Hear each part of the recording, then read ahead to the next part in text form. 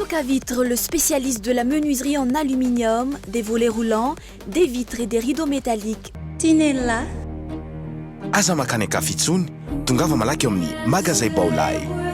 Hello!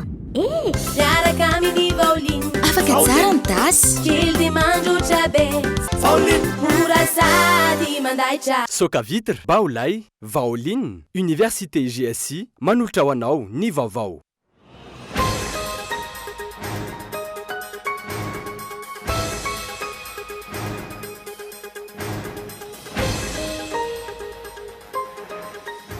Tsy andavam-bola ny fampihavanana tarehan'ny filan-kevitry ny fampihavanana malagasy raha ny fanazavan'izy ireo androany tsy mifantatra intsony ankehitriny ny tena mariny momba izany fampihavana-pirenena izany. Iza no manao inona? Mandeha ny fanambatambazana ny filoteo aloha Andry Rajoelina sy Zafalibe reverina anatabatra boribory ankehitriny. Orinasa sinoa iray sy orinasa frantsay iray no nahazo ny seranam-piaramanidina Ivato Sinosy be. Vitandroany ny fitsirenana ny tolobidy izay natao ary natrehan'ny soloteran'ireo orinasa roa ireo. Nateriny ministry ny fitaterana kosa fatetikasany filoham-pirenena ny mahakasika an'ireo seranam-piaramanidina ireo. Ny seranam-piaramanidina Nosy be sy Ivato no mampiditra ny 7,500 ny vola ao amin'ny Adima. Kolokolo sy ny afera abatoara Akandratobo no enon'ny fitsarana ny ben'ny tanàna ny Alasoro. Olona 3 no nampanatsony ny chaîne pénale niaraka tamin'ny androany. 50 tapitrisa ariary no nazony sinoa izany ary 9 taona no faharetan'ny fanofanany toerana hitoy amin'ny alatsinainy ny fiainona azy ireo. Idina andalambe ny amin'ny fikambanana mpianatra Pitsabo eny amin'ny université amin'ny alatsinainy avy izao. Tsy nohon'ny ny fanjakana izy ireo raha ny fanazavana azo androany. Manaitra ny tompona ndraikitra hijery ny grille indiciaire sy anatanteraka ny fampanantenana natao azy ireo ihany koa ny syndicat-ny paramède. Chine voelika higadra 7 taona Gaoyu, mpanao gazety Vooroy no namoaka ny tsiambaratelon'ny antoko communiste manamelika ny fanenjehana ny mpanao gazety amin'ny asany ny Reporters sans frontières fanotoana ny rariny sy ny fahalalan'ny asa fanaovana gazety ny toy izao hoy ny Amnesty International. Ny andindinina avy hatrany.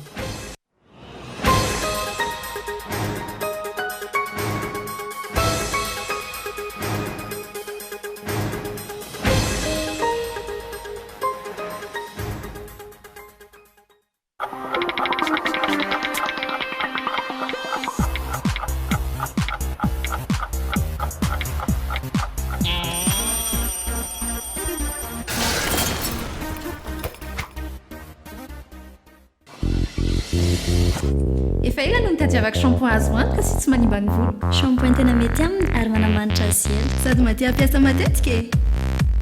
Izany no natonga anay nifidy ny shampoing Vao. Shampoing papay mampangirana sy manala ny volo misy aringotra. Shampoing menthe manadio sy manamevana ny volo misy angatrana. Shampoing citron manome tanjaka ny volo mora mitsiro menaka. Vao shampoing tia ny volo peri. Vaovao vao shampoing citron, papay sy menthe amin'ny sachet sy tavoahangy. Soka Vitre en Outapenac, menuiserie en aluminium, rideaux métalliques, volets roulants, vitres, tôle,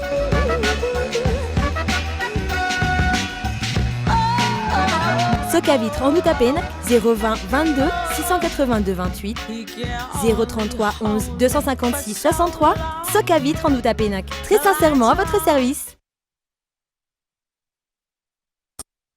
Des nouvelles gammes de produits débarquent chez Baolay, où l'on en prend plein les yeux avec un très bon rapport qualité-prix. Smart TV Ultratech correspondront mieux à vos besoins et à votre budget. Des subwoofers top et de qualité dotée des meilleures fonctions à petit prix. Découvrez les meilleurs frigos du moment qui coïncident à vos attentes à prix hyper compétitif. Des superbes produits, rien que pour les femmes, se marient très bien avec tous les intérieurs. Baolay, toujours meilleur. Situé dans une nouvelle ville, GSI Bypass, université pionnière d'Avril, vous propose 4 filières clés. Informatique de gestion, multimédia et communication, génie management du BTP, management des affaires. Inscription encore ouverte avec GSI Itos. Téléphone 034 38 174 74. GSI Bypass. Téléphone 033 17 689 34. GSI, un passeport pour l'avenir.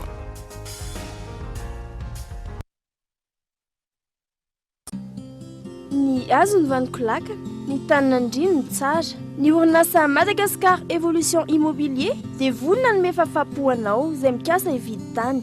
Fitsidiana maimaimpoana, mampandrisaina anao amin'ny fikarakarana ny taratasy rehetra. Koa raha mila fanazavana fanampiny ianao dia antsoy azy ny laharana 033 21 099 06 na ry 034 14 099 06 22 566 54. Madagascar Évolution Immobilier, un avenir sûr, investir, bâtir pour le futur.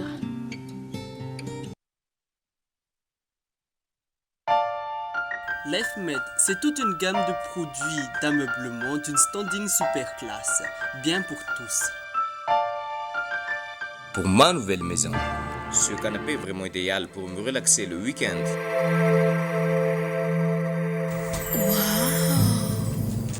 C'est tout à fait mon goût. Non seulement c'est décoratif, en plus, je vais pouvoir préparer mes petits déjeuners pour toute ma famille.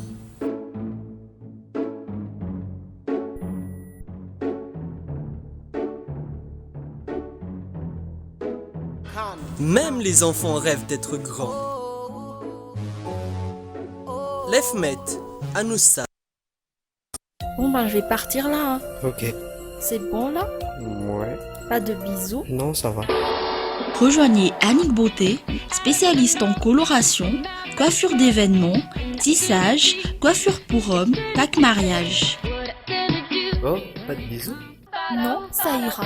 Voulez-vous être une femme sublime, attrayante et sûre de vous? Mon secret, Annick Beauté. N'hésitez plus, affirmez votre personnalité chez Annick Beauté. Annick Beauté, notre secret.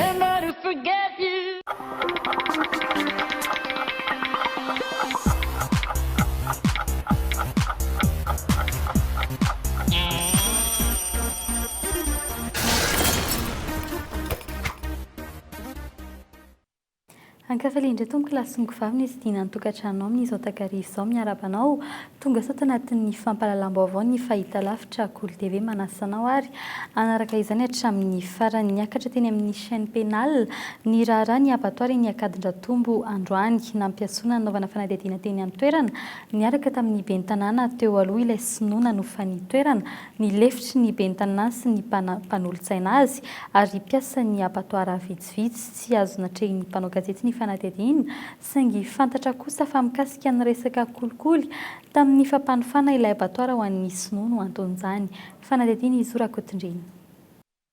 Androany olona 3 voakasika ilay raharaha fampanofana ny abattoir eny Akadindratombo no niakatra tetỳ anivon'ny chaîne pénale. Isan'izany ny ben'ny tanàna ny alasora teo aloha, ilay sinoana azo ny toerana, ny lefitry ny ben'ny tanàna miisa 2 ary ny mpanolo-tsaina miisa 7. Fitoriana napetraky ny afarisy ireo mpamongady hena teny amin'ny manodidina no nampiantsoana azy ireo tetỳ. Tsy nentina maly fanontaniana kosa ny ben'ny tanàna ny alasora teo aloha raha nanontaniana ny kasika izay.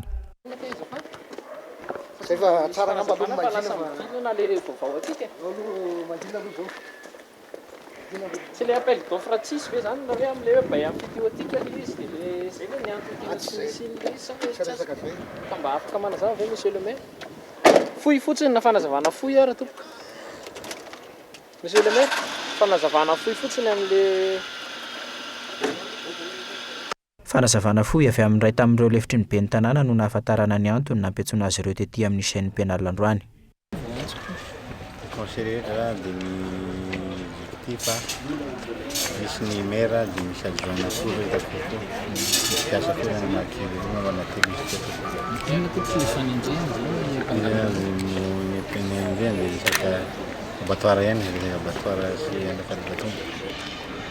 Raha ny fanadihadiana nataonay bay amin'ny fiteotika no nanomezan'ny communal Alasora ity abattoir ity ho an'ny sinoa 50 tapitrisa ariary no nahazo ny sinoa izany. Araka ny mahabay amin'ny fiteotika azy 7 taona no faharetan'ny fanofanany toerana. Manam-pahefana toy ny tompon-tany arak'izany ny mpanofany tany mandritra izay fotoana izay. Raha ny fanadihadiana nataonay hatrany, isan'ireo nangataka ny ahazony toerana ihany koa ireo fikambanan'ny mpamongady hena eny amin'ny Akadina Tombo, saingy tsy nisy tolo-barotra nataon'ny komina Lasora tamin'ny fampanofanana ny abattoir. Raha ny fanazavana avy amin'ireo mpamongady ireo, io no antony iain'izy ireo hisy kolokolo eo ambadika izao raharaha izao. Nofaranana tamin'ny 4 ora sasany ny fanadihadiana noho ny lafiny ara-teknika ary toy amin'ny alatsinainy ho avy izao. Araka ny fanamarinam-baovao izay nataonay moa dia karazany 4 ny enjehana ireo voampangahy ireo amin'ity raharaha ity, isan'izany ny fanomezana tombon-dainy tsy ara-drariny, ny fanampara-pahefana, ny fanodinana volam-bahoaka ary kolokoloka enjehana avokoa na ny nan'olatra na nandray. Vola tafakatra ny amin'ny 200 tapitrisa ariary no mihodina ao anatin'izany ary olona 330 no henonina 490 vokatry ny fanadihadiana nataony Bianco ary 740 vavolombelona sy piasan'ny abattoir avokoa andrasana ho hita maso tahaka izao ihany koa ny fiakaran'ny afera Bois de Rose eny amin'ny fitsarana ireo manodikodimbola sy nanao kolikoly ka nampidikizy ny jirama sy ny hermady sy ireo afera samihafa maro mahasarika ny sain'ny mpanara-baovao ankehitriny. Fa rehefa niresaka hermady izay hatrantsika hijanona eo amin'ny tontolon'ny fitaterana anabakabaka tsy nisy ny pika ary tsy azo ny mpanao gazety natrehina ny fanaovana dépouillement na ny fikirakirana ny tolobidy mikasika ny seranam-piaramanidina Ivato sy Nosy be. Fantatra kosa fa orinasa roa ny AFEC sy izay orinasa sinoa sy ny aéroport de Paris no fantatra fa nifanina tamin'ny fahazona ny fitantanan'ny ADEMA ary ny fanadihadiany Michel Aranartson. Androany tamin'ny 10 ora maraina teto amin'ny ministera ny fananjariana ny tany no natanterahana ny dépouillement d'appel d'offre nototosain'ny ny fanjakana mahakasika ny ADEMA, dépouillement izay tsy azo ny mpanao gazety natrehina ny tanteraka ny birao ary tsy nisy natompon'andraikitra iray afaka nandray teto amin'ity ministera ity. Naharitra teo amin'ny adiny iray teo ny dépouillement.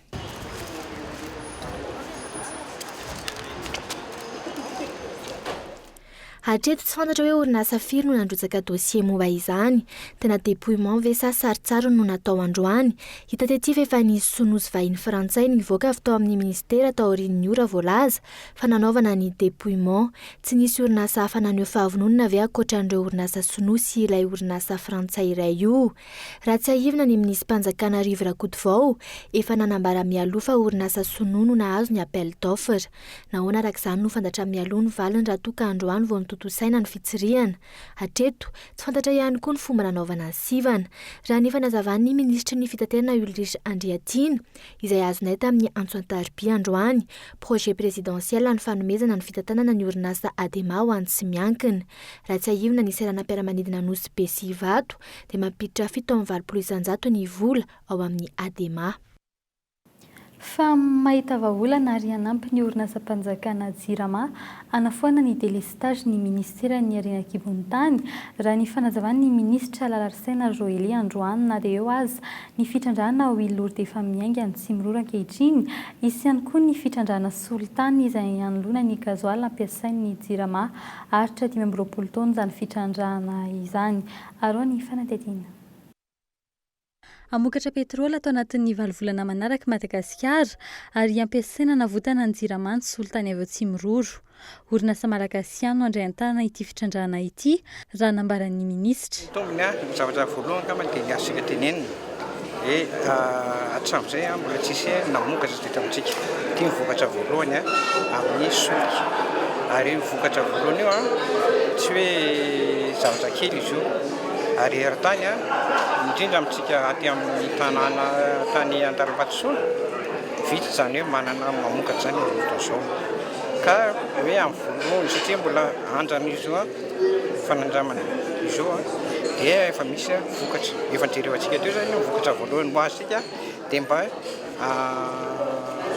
mezana ny jirama ahafahany mba hanena ny fampiasana ny gazoaly na ny diesel amin'ny groupe fa mampatimba sady mora no mba mety amin'ny moteurany zareo zany.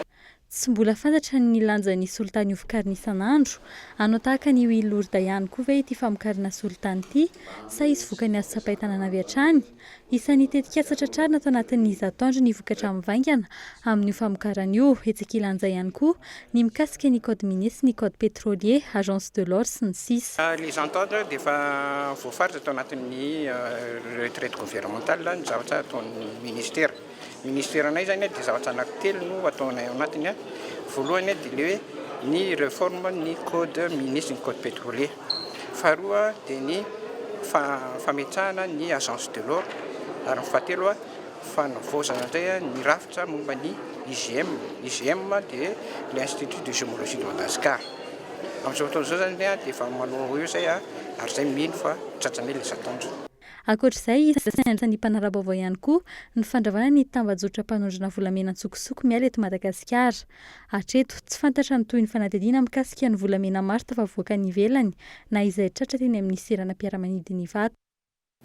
Fa isan'ny raharaham-pitsarana andrasina ao amin'ny rahampitso ihany koa eny amin'ny tribonaly Anosy eny ary isan'ny arahinay mpanao gazety akaiky ny raharaha iray izay fanalana ny mpitrandraka vato 7 mianadahy avy any Andilamena izay nahita safira 30 grama 0.6 mitetibidy hatrany amin'ny 3 miliara ano any nefa voasoloky ny teratany malagasy iray sy teratany vahiny iray teto Andrenivohitra isan'ny voasaringotra amin'ity raharaha ity ihany koa ny polisy dia minina raha ny ampahanvaovao voaray androany.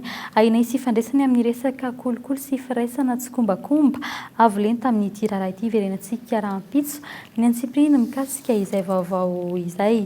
Fa mikasika ny vidim-bary kosa ny 900 isaky ny kilao ny vidim-bary eny an-tsena amin'izao fotoana izao ny fiakaran'ny vary no anton'izany raha ny fanazavan'ny mpivarotra mpamongady etsy ankilany.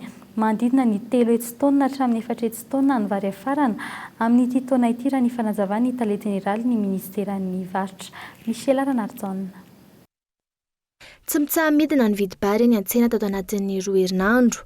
Raha toa efa nahatratra 800 ariary hatramin'ny 2 ariary ny vidim-bary ny 3 volana voalohan'ny taona, ny 900 ariary isaky ny kilao farafahakeliny izany amin'izao fotoana izao. 590 ariary ny kilaon'ny makalioka ary 700 ariary ny kilaon'ny vary gasy. Vary zao mba efa miamidikidina zao ny makalioka rehefa 590 dia vary gasy 700. Le vary efa miakatra zao no mahatonga eny avy any ambanivohitra efa miakatra daholo zany le vary ny tatsaha dia efa midina izy amin'izao. Arak'izany ny fiakaran'ny vary ny tatsaha amin'ny ankapobeny no antony voalohany, eo ihany koa anefa ny fisokafan'ny lalana. Raha ny fanadina natao nisy ihany koa ny fitsiriana nataon'ny ministeran'ny varotra na ahafahana namoaka ireo tahirim-bary ny ireo mpanafatra. Misy eo amin'ny 30 ny mpanafatra vary eto Madagasikara ary manodidina ny 2 alina hatramin'ny 5 alina taona isan-taona farafahabetsany ny vary afaran'izy ireo. Azo marina aloha fa ampy ny vary eto Madagasikara nefa amin'ny lalàna ny tolotra sy ny tinady izay misy dia tsy mandahy mihitsy amin'ireo mpanagom-bary sy mpanafatra vary anafatra vary ny fanjakana. Noho izany dia mampirisika ary izay hoe afaka manafatra izay dia nafatra zany akory tsy hamono ny tsena eto anatiny satria miakatra koa ny vary eto anatiny. Raha marina aloha raha ny tameritaona ny jerena raha ny antotanisa dia 3 hetsitona no nafarana nefa matoky amin'ity taona ity fa io arakaraka ireo mpanafatra ihany no ahafantarana na hiakatra na hiena ny vidin'ny vary izay tsy asan'ny fanjakana izay fa asan'ny ireo mpandraharaha eo amin'ny vary. Hatreto izany tsy dia nisy fiantraikany tamin'ny vokabary ny fiakaran'ny rano na dia 520 isan-jaton'ny fambolena aza ny simba. Hitombo 7 alina taona raha mihoatra ny tamin'ny taona lasa ny vary afarana amin'ity taona ity. Raha tsy ahivina 3 alina sy 4 hetsitona ny vary nafarana ny taona 13 sy 2000, raha toka 3 alina sy 2 hetsitona ny taona 14 sy 2000. Lafim-baovao kosa indray iray volana taorian'ny fangatahana izay nataon'ny mpandraharaha mpanafatra fiara tsy mbola nisy ny vahaolana nomen'ny fanjakana. Fiara mandidina ny 400 isa no voahiry eo amin'ny seran'Atsambin'ny Toamasina efa 2 taona izao efa misy ny fampitahorana amin'ny famitehan'ireo fiara ireo ny fanaovana vary-boba ihany koa mandidina ny 9 tapitrisa ariary isaky ny fiara ny fatiantoky ny fanjakana amin'ny hetra tokony alohan'ny tompon'ireo fiara ireo raha miasa ny fiara mandidina ny 7 miliara ariary zany hatreto no vola vero an'ny fanjakana malagasy amin'ny fitazonan'ireo fiara efa niasa tokony amidy ireo mitady ny marimaritra iraisana amin'ny fanjakana arak'izany ny tompon'ny fiara tsy hirosona amin'ny fanapotehana reo ny fanampanazavana ireo. Zany efa averinay ty efa nisy ny mihoatra ny 2 taona 3 taona ara dia izay no mahatonga ny manaitra ny mpitondra fanjakana hatreto aloha hoe izay vonina ny andoha amin'izay vola amin'ny fanodraika amin'izay tokony alohanay amin'ny fitondram-panjakana satria fatiantoka ho an'ny fitondram-panjakana ane io moa fatiantoka ho anay koa nefa mba maromaritra iraisana ny tadiavinay. pezin'ny politika kosa indray tsy hitondra makany amin'ny fambevanam-pirenena tena izy ny endriny ankehitriny raha nambara ny filohan'ny antoko havana miteraka hevitra trany ny fampandraisana anjara roa etsy ariary takina amin'ny mpizaika araka ny nambara ny filohan'ny FFKM ny alarobia farany teo etsy ankilan'izay mampirisika ny FFKM ny FFM ity rafitra ity izay mbola manamafy fa izy ireo no rafitra natao hikarakara ity fambevanam-pirenena ity nanteriny ihany koa fa tsy misy fitakim-bola ny azy ireo arao ny fanadihadiana. Araka ny fanadihadiana nataonay 30 izao ireo mpandray anjara efa nisoratra anarana amin'ny ity dinika nasionaly tamin'ny fambevanam-pirenena tarihin'ny FFKM ity izany hoe 30 amin'ny 2000 andrasana ho tonga. Tokony andavam-bola satsy ny fandraisana anjara amin'ny fambevanam-pirenena. Nilaza ny filakevitry ny fambevanana malagasy fa tsy andavam-bola ny fambevanam-pirenena tarihin'izy ireo. Any amin'ny FFM aloha tsisy vola aloha zany e. Ka tokony tsy anakina be fahatany fotsiny tsika fa aprisika prezidantraza zay mba andray anjara avy tany somatsara nio fampihavanana ataon'ny FFKM io. Zay ny FFM moa zany dia manao nena ihany koa zay raha sy rehefa mamarana zany zay zao manao ny synthèse ny zavatra nataonay tagny amin'ny faritra ary hoarosonay amin'ny président république ary omena ihany koa zany ny anareo mpanao gazety mba ampilaza ny vahoaka atolo hoe zao ny zavatra vita. Fampihavanana samy manana ny lalako ombany ary ve no ataon'ny FFM sy ny FFKM. Tsisan'ny voasa anatrika ny fivoriana atao ny 20 aprily izao eny amin'ny CCI vato ny FFM. Isan'ny tsy mampitovy hevitra ity resaka arabola ity. Tsy fantatra mazava intsony ny tena ataon'ny FFM manoloana ity ataon'ny FFKM ity ny olotsotra mpanara-baovao very ary tsy mety mahita fiovana amin'ny fiainan'izy ireo ao anatin'ny fambevanam-pirenena ataon'ny FFKM.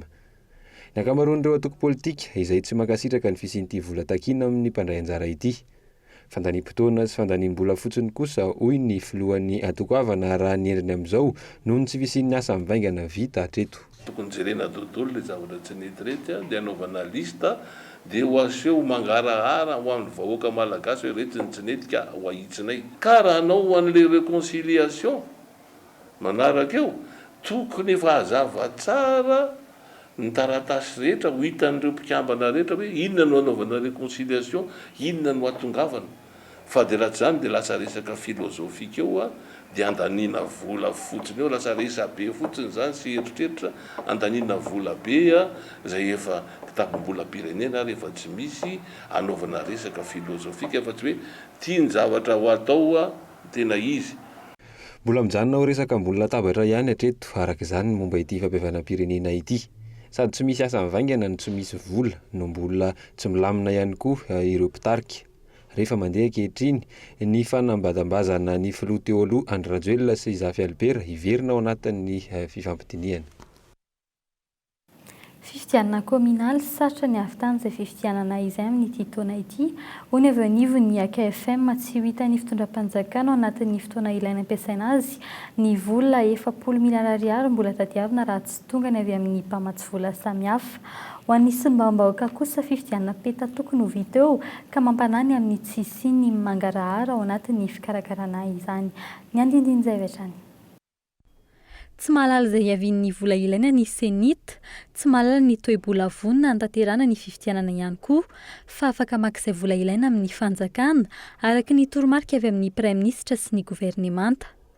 Ankoatra ny $10 ambom-bola ao anatin'ny PASEM, $10 mahery izany hoe any amin'ny 400 miliara ariary any ho any, ny sara ny fantana ny bileta tokana sy ny fitaterana izany, ny karama ny olon'ny senita mikarakara ny fifidianana no vitan'ny vola eo ampelantanana hatreto. Ny fandriampahalemana sy ny fandisam-bato hatramin'ny fitaterana, ny fitanana an-tsoratra samihafa kosa no mbola ilana vola fanampiny etsy ankilan'izay anefa vao nitalata teo tao anatin'ny filan-kevitry ny minisitra no namoahana ny prefet isam-paritra. Ireto faran'izay andrasana amin'ny famoahana ny lalàna mamaritra ny isan'ny mpanolontsaina amin'ny fifidianana kominaly. Tsy fahavononana eo amin'ny mpitondra fanjakana no mahatonga izao safiritaka izao, hoy avy anivo ny KFM. Petatoko le fikarakarana fifidianana. Faharoa, ankoatran'izay dia misy ny hoe misy vola mbola enjehina koa amin'ny fanatanterahana fifidianana. Mahagaga ihany hoe ny lalàna zany ny voakaloha mialohan'le fahitana ny entimanana hoe manao an'izany fifidianana izany. Hatreto aloha zany dia miandry ny vola vahiny ny tompona ndraiky mpanjakana malagasy vao mety ahatanteraka n'izany fivitianan'izany. Asa aloha raha aminay dia fivitianana miankina amin'ny teti-bola avy any ivelany dia efa tsy mitombina sahady. 3 volana mahery kely eo sisa dia voatonga ny daty nifaraka amin'ny 30 Jolay hantanterana ny fifidianana kominaly. Hatreto tsy mbola misy milamina ny ara-teknika manapirofo izany ny fitaraina ny kandida ho ben'ny tanàny amin'ny fahateren'ny fotoana omena azy ireo hikarakara ny antonta-taratasy ilaina. Na ny resaka lalàna aza tsy mbola misy tsy momba na ny ampahany. Taoriany ny fandavan'ny seni tany Maharadalam-panorenana ny andinin'ny sasany ao amin'ilay lalàna momba ny sata manokana Antananarivo. Mampananika trano a-trano amin'ny fifidianana kominaly io ho nisy mba-bahoaka n'Antananarivo fahatelo. Be dia be ny sosokevitra natao tao. Anisan'izany ohatra ny lazana hoe tsy ampy le fanaraha-maso fotsiny mandritra n'ilay fifidianana fa tokony hisy fanaraha-maso aloha be aty amin'ny fanaovana ny listra elektoraly dia efa tokony hisy fanaraha-maso dia zavatra ohatr'izany anisan'ny dinihana tao. Mbola mijanona ho baraingo arak'izany hatreto na ho vita ihany na tsy ny fifidianana kominaly na dia miezaka ny manamafy ny tsy maintsy hanaovan'izany aza ny fitondram-panjakana. Fanontaniana ihany koa ny hoe tsy mety mipetraka ve ny fahatokisan'ny mpamatsy vola mahazatra ny fitondrana amin'izao ankehitriny ka mahatonga azy ireo tsy manampy amin'ny fahantotisana ny fifidianana. Raha ny vaovao ihany koa dia mirona makany amin'ny arabo indray ny fanjakana miezaka mitady izay famatsim-bola izay. Fanomariana androany tetsy amin'ny trano ny firena mikambana Andraharo ny fahatsiarovana ny famonoana olona faobe tany Rwanda ny taona 1979. Lesona azo tsoahana ho an'ny firena rehetra ahitana fizarazarana ny zava-nisy tany Rwanda raha ny hevitry ny avy anivo ny FFM tsy ny fisian'ny adiboky ihany nisongadina tamin'ny zava-nisy tany an-toerana fa ny fanareny ny firenena ihany koa. Arao ny fanadihadiana. 20 taona lazay no nisian'ny famonoana sy fanaripahana fokototsy tany Rwanda. Adiboky teo amin'ny fokototsisy Hutu no niandohan'ny famonoana. Tao anatin'ny 100 andro no nandripahana fokototsy tany toerana tamin'ny fotoana niady. Raha fanazavan'ity teratany Rwanda iray ity, ny fahasamihafana teo amin'ny fokototsisy ny foko Hutu no niaviany niady.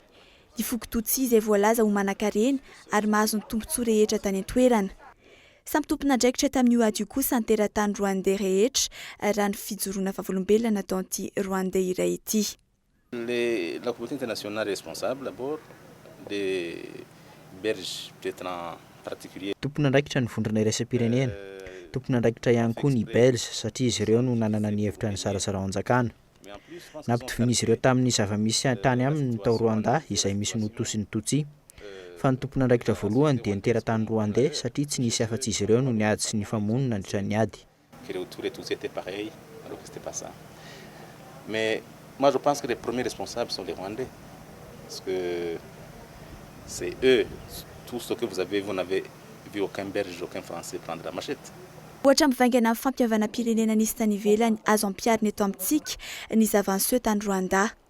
Na tsy misy aza ny adiboky eto amintsika, tokony arahana ny fomba fiasa nandritra ny fampihavanana tany toerana ahatongavana amin'ny toerana misy any Rwanda ara-toe-karena amin'izao raha ny hevitry ny mpikambana eo amin'ny finan-kevitra ho amin'ny fampihavanana malagasy. Ka zavatra ohatran'ireny zany ho antsika gasy dia tokony jery an'ireny tsika fa ratsy tena ratsy resaka adiboky sy resaka ino moa zany génocide.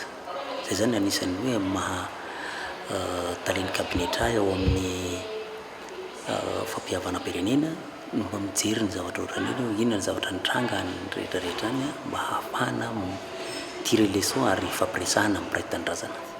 Tao anatin'ny 100 andro olona netsiny maro no ripaka vokatry ny adiboky tany Rwanda ny taona 1970.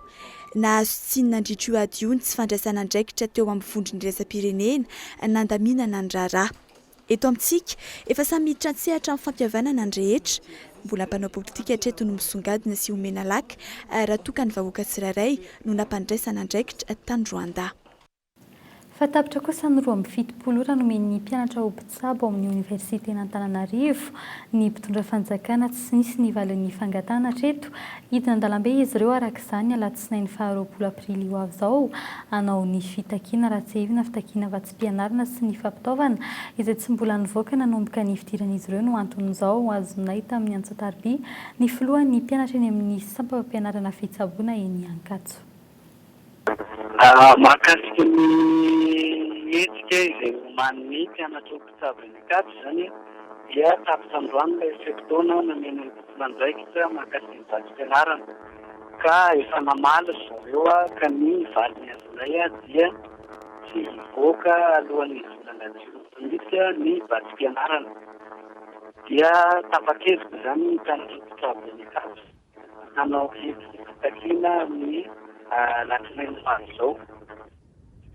Dia raha ny mpianatra rehetrarehetra ao anatin'ny departement zany ka mikasika bourse izay mifanaraka amin'ny fotoana nianarana izany hoe 5 mois plus équipement zany ngatahany mpianatra mpitsabo.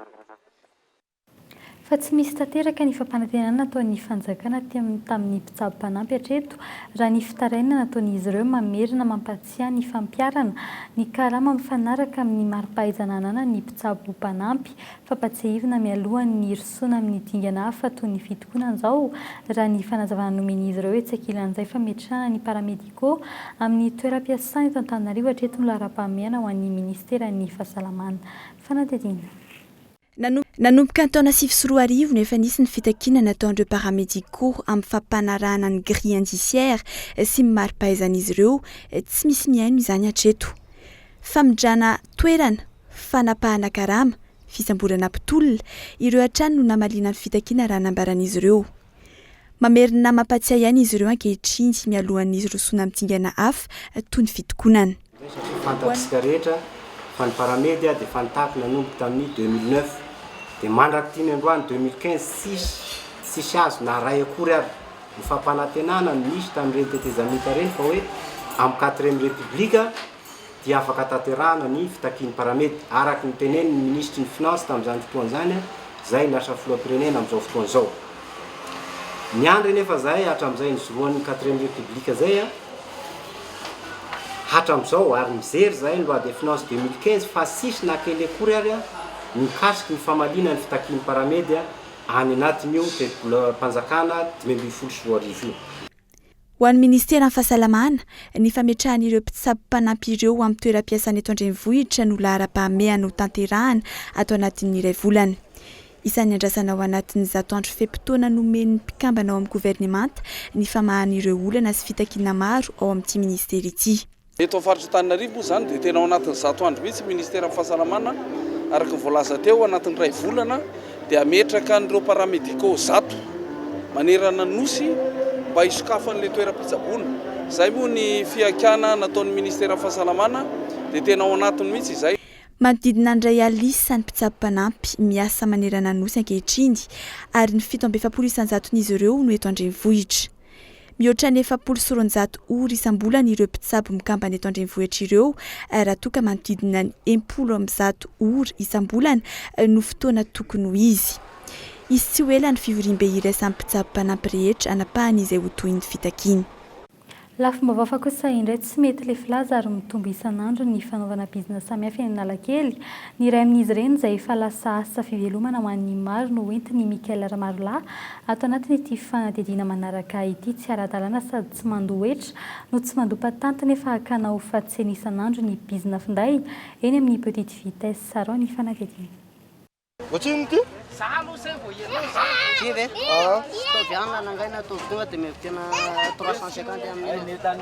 Manomboka amin'ny fatrora sasa-maraina dia efa misy serazy ny ety amin'ny petite vitesse. Matetika raha ny fitantaran'ireo efa zatra sy mivelona ity misy ifandraisany amin'ny tsy fandriam-pahalemana ny ari-paosy sy ny vakitrano ireo karazana finday misy mivarotra ety Vaomaraina. La hoe fifanarahana hoe anao marina ve ilay izy na ohatry izany dia alaiko numéro anao na fozafoza io na gamy io afaka atao an'izany daholo moa fa mitery marina ilay olona hoe misy problème ny amarotana an'ity na ohatry izay dia izay ilay izy. Tsy izy rehetra mivarotra ety anefa no hoe avy nangalatra avokoa misy ireo tena mivelona amin'ny bizina finday. Amin'ny fitora maraina izy ireo vao manomboka tonga ety mandra-parivo ny andro. Ho an'ny rakotoary sonridy izay tsy miala ety raha tsy amin'ny fitora arivo mampiasa vola manetsy isan'andro izy.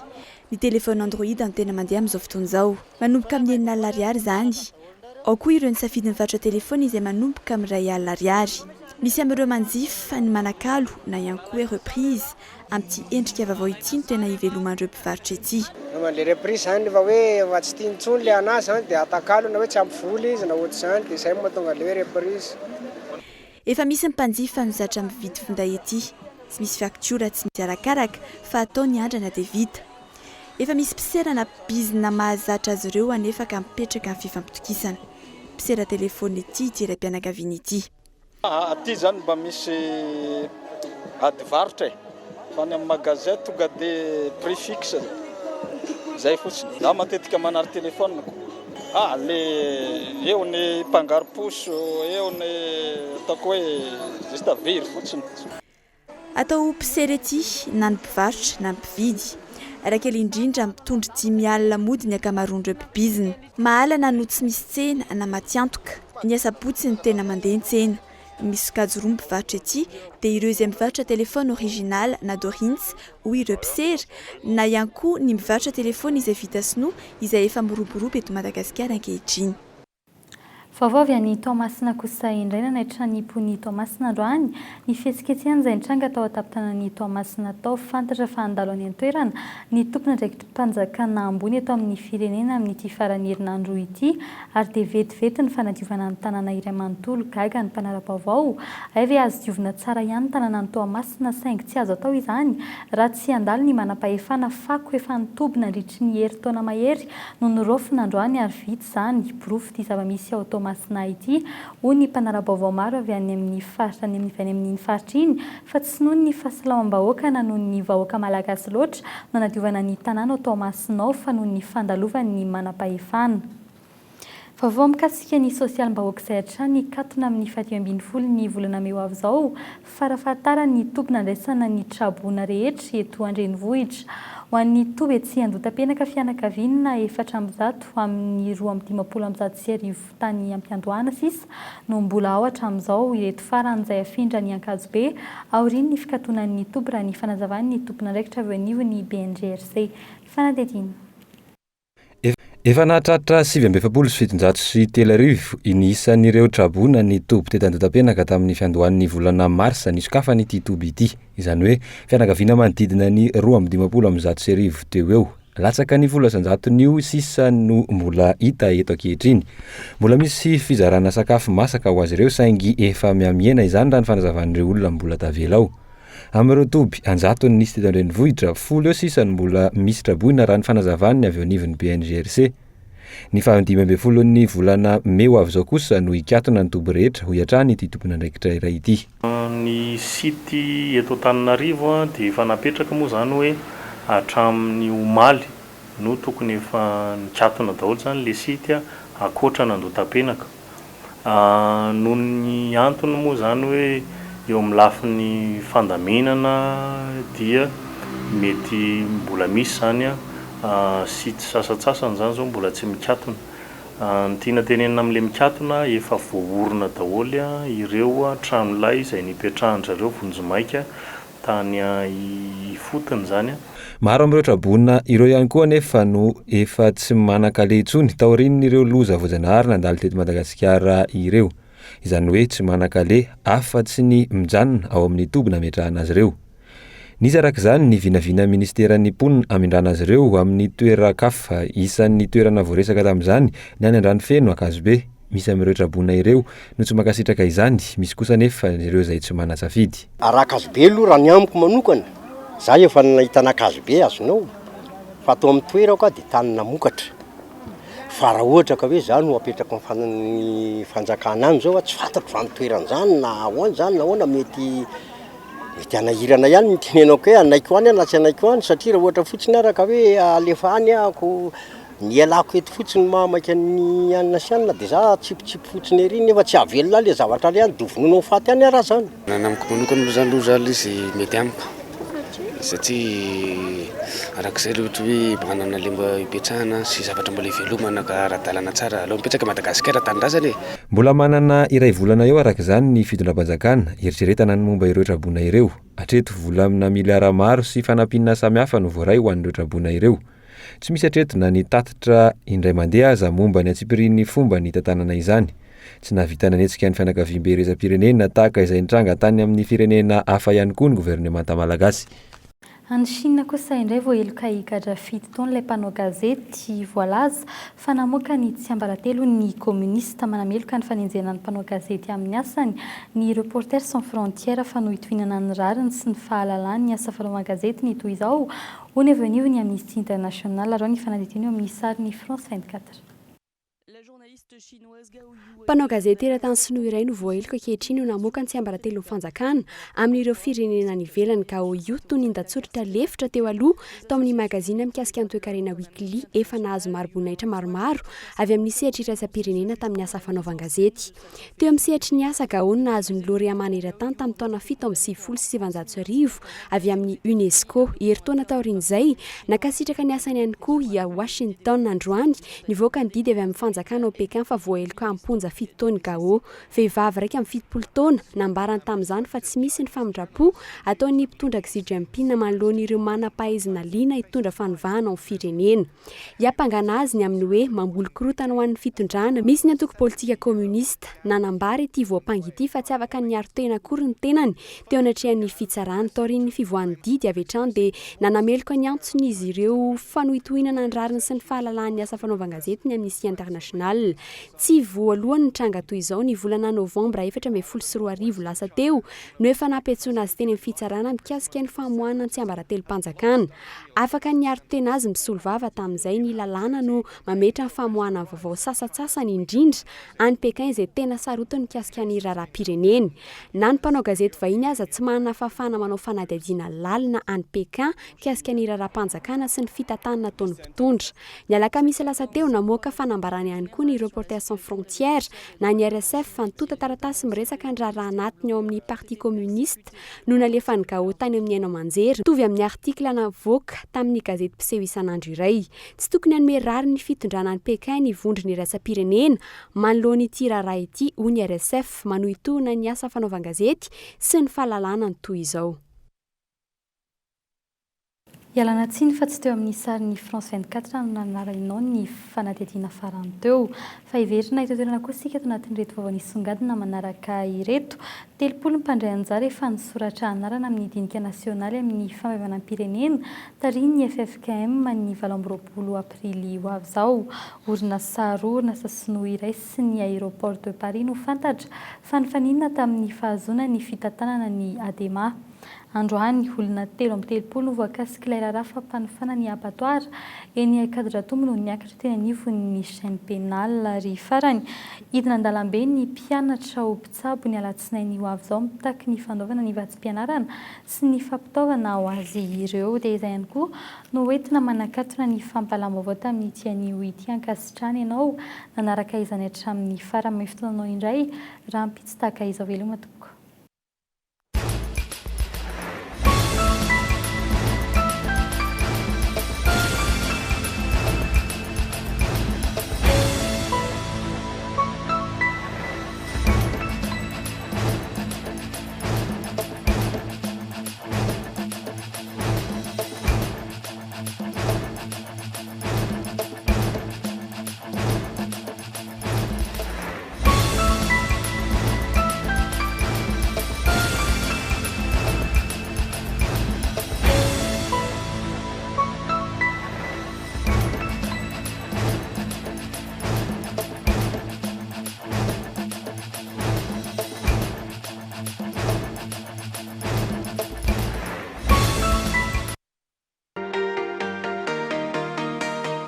Vitre, le spécialiste de la menuiserie en aluminium, des volets roulants, des vitres et des rideaux métalliques. Tinella. Aza makany akafitsony, tongava malaky amin'ny magasin Vaolay. Hello! Miaraka amin'ny Vaolin. Afaka tsara ny tasy. Kely mandrotra be. Vaolin. Mora sady mandaitra. Ny fahapalalamba vaovao dia niarahanao tamin'ny Soka Vitre, Vaolay, Vaolin.